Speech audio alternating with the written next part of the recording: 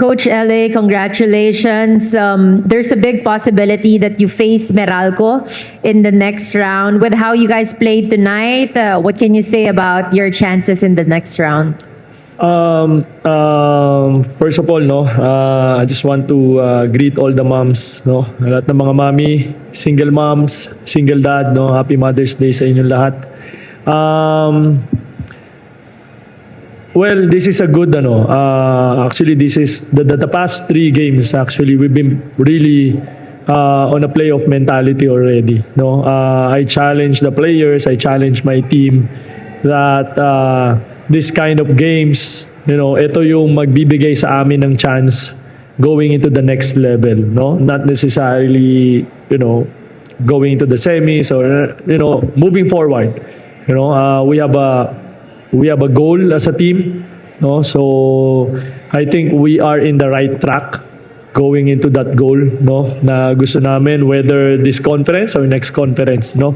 We never know. But what I really like about my team right now is how they responded to that challenge, no? They really responded really well, not only in the games, in all our games, but in practice. They're really locked in. They're buying into the system na gusto kong iparating sa team, no? So yun naman yung maganda sa team na to, and this is a good win for us, no, going into this playoff game, no? Especially yun nga, we need confidence. Kung Meralco man mga kalaban namin, we need this kind of confidence na we can beat or we can match up with this team, no? And now let's open the floor to questions from the media.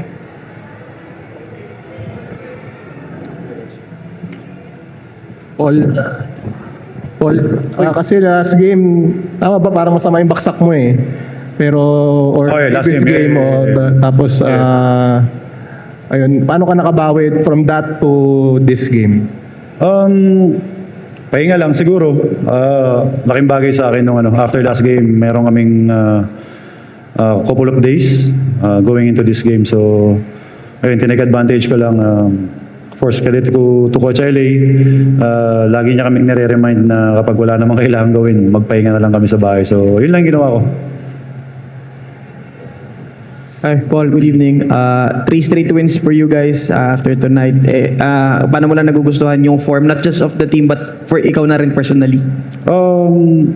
Sa team naman, tinakbo lang namin yung dapat naming takbuhin, yung system ni Coach. Basta ready ka lang dapat sa mangyayari dun sa flow namin, kasi hindi mo alam kung kailan ka wide open, kasi read and rack yung ginagawa namin. So, sino yung best available na player, yun talaga yung dapat tumira. So, I think yun lang yung nangyari kanina. Nagkaroon lang ng mistakes yung Meralco, kaya ako na-open. So, yun. Luckily, na-shoot ko yung mga tira ngayon.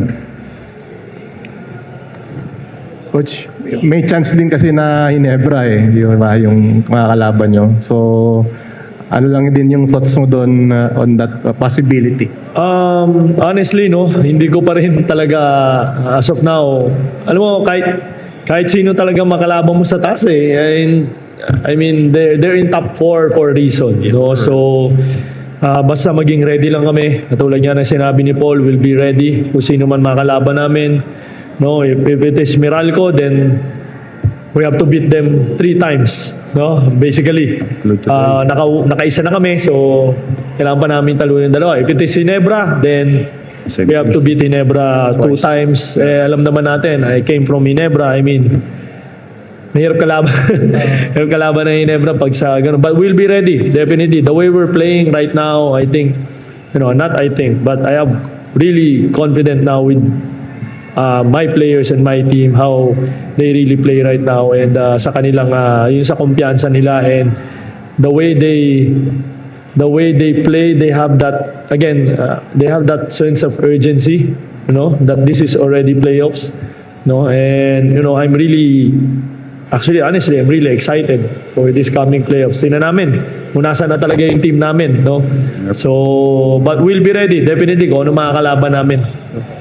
Coach, kasi last conference nasa ganung sitwasyon din kayo na kayo yung kailangan manalo twice. So meron ka bang natutunan from that experience na pwede mo ring magamit for whoever you are facing? Well, definitely, no. A lot of learnings from that, and I think napaganda pa. Well, hindi naman maganda, no, but I think that yung failure namin last conference, I think we learned a lot from that one. And again, it's a completely different situation right now. No? There's a lot of changes also, plus our import. Nakaka-blend talaga sa amin yung import namin. The players loves playing alongside with our import, and the same way the import loves playing with our locals. No? So, I think yun yung definitely maraming learnings. No? Me also as a rookie coach, no, maraming learnings din from the last conference. And definitely the players also. Okay, that wraps up our post-game press conference. Thank you.